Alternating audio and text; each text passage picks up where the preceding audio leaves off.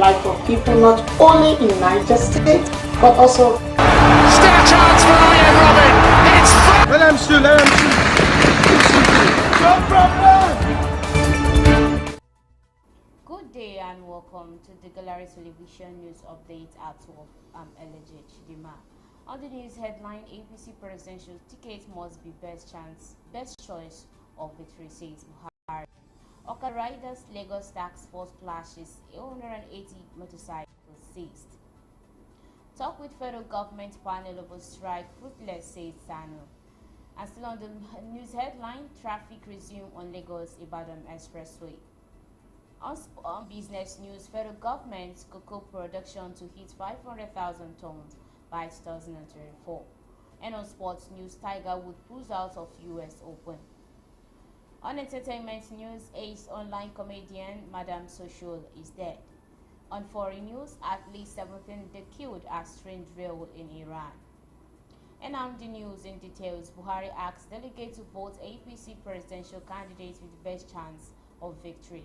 President Muhammadu Buhari on Wednesday urged members of the All Progressive Congress APC to remain united and avoid acrimony, rallying delegates at a special convention to consider voting for the presidential candidate.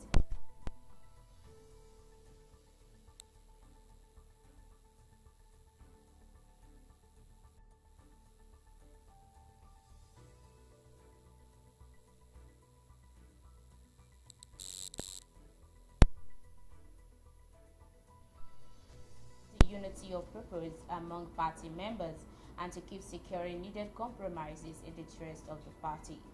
The president, who spoke to the delegate before the voting exercise to elect the presidential candidate, urged party officials and delegates to follow due process and abide by all extant rules and regulations pertaining to the election of the party flag bearer.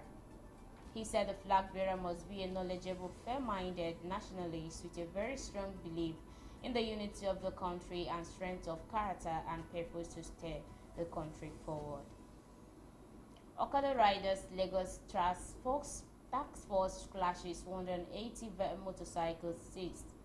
Pandemonium broke out in Ide Araba in the Surulere area of Lagos State on Tuesday when commercial motorcycle riders, aka Okada Riders, clashed with men of the Lagos State Environmental Sanitation and Special Offense Enforcement Unit, aka Task Force.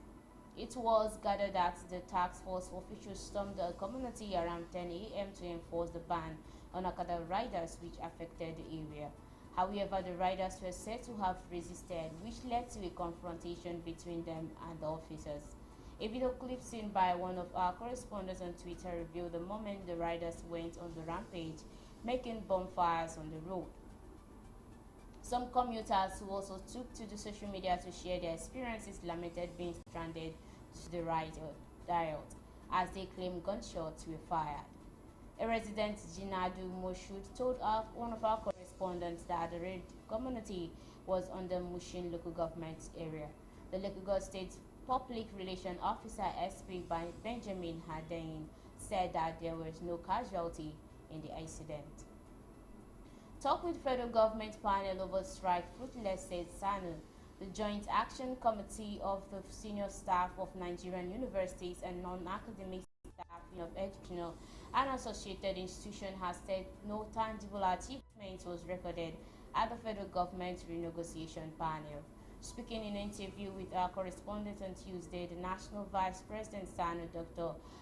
Absobo Salam, said the panel meet only once with Sanu since it was inaugurated in March 7, 2022.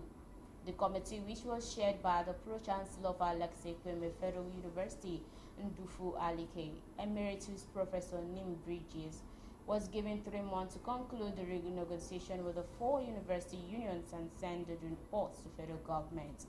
The committee's timeline ended on Monday. It is believed that the committee will submit its report to the federal government this week or get an extension. But Salam explained that Bridges' committee engagement with Sanu had been minimal and the timeline was not being adhered to.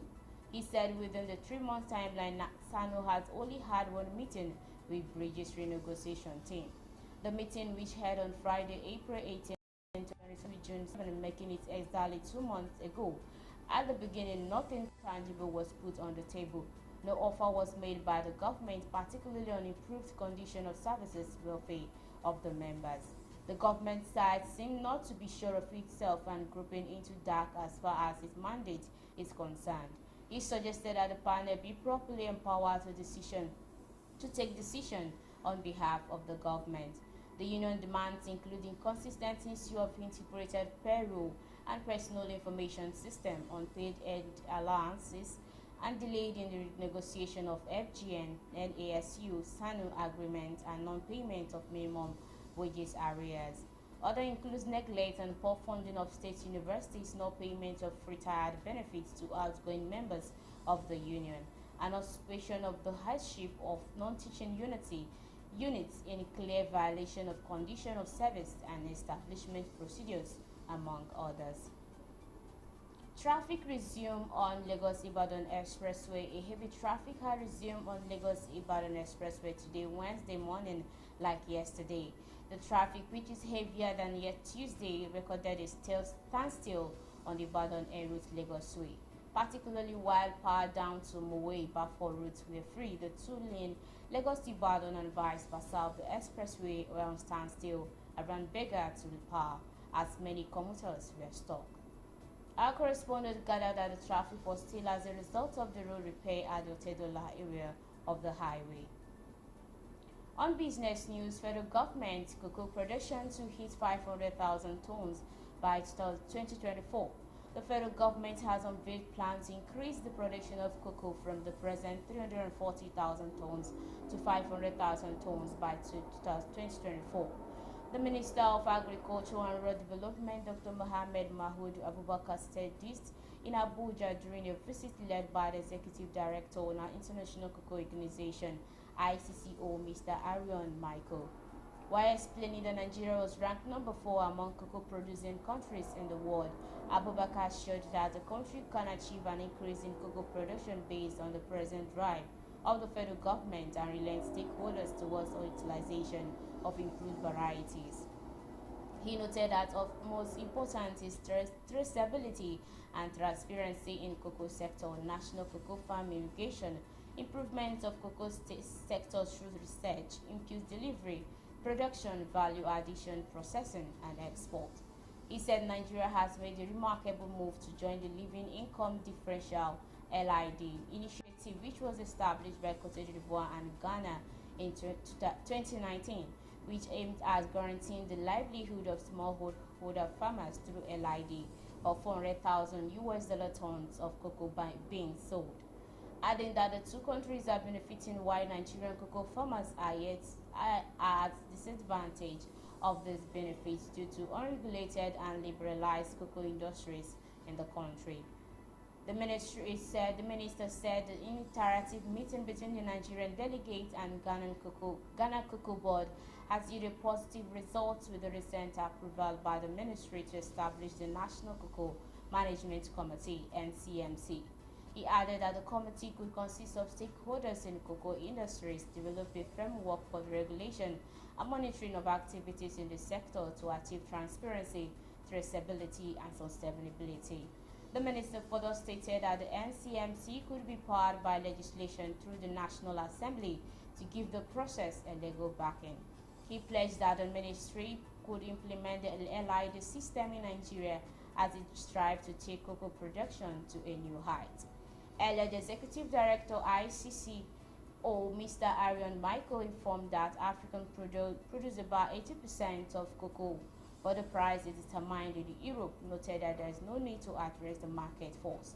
He also pointed out that Cote d'Ivoire, Ghana, Ecuador are the major producers of cocoa, while Nigeria is the fourth producer of product, noting that the product is a key to smallholders farmers in many countries.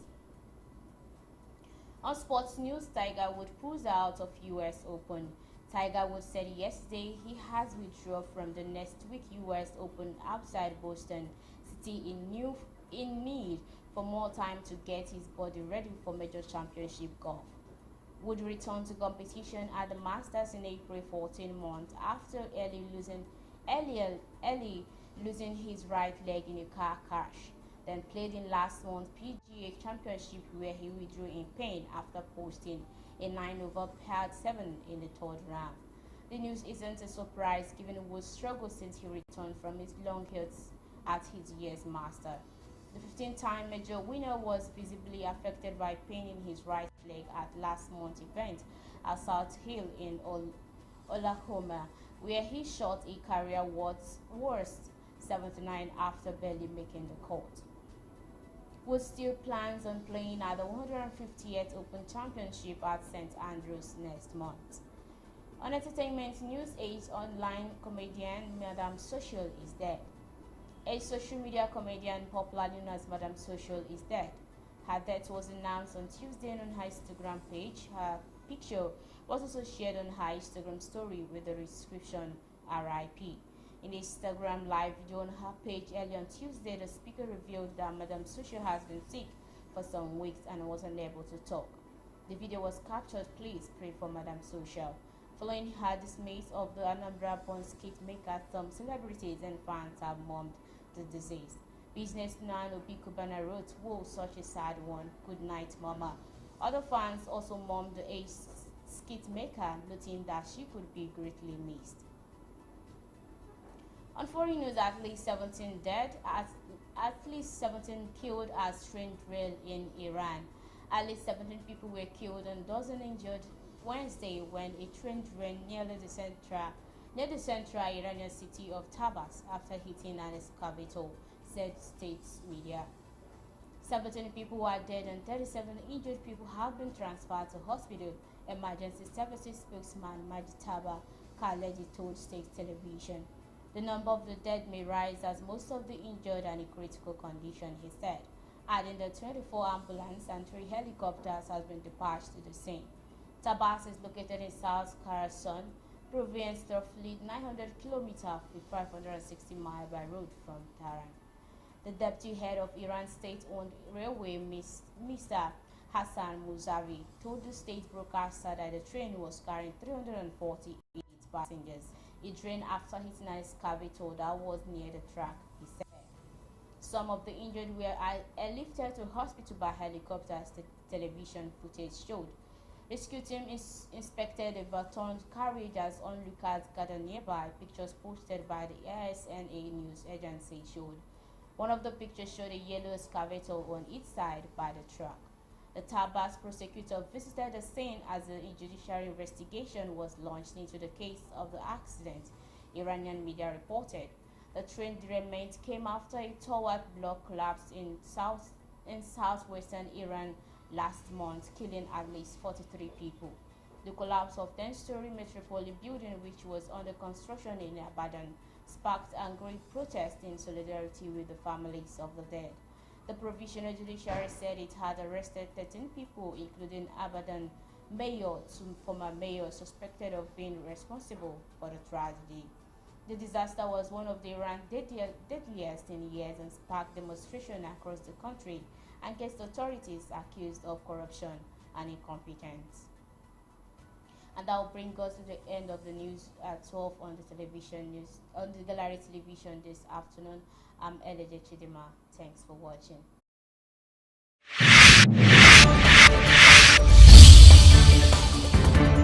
The life of people not only in Niger State, but also Still a chance for Ian Robin. It's Let him shoot, let him shoot. No problem.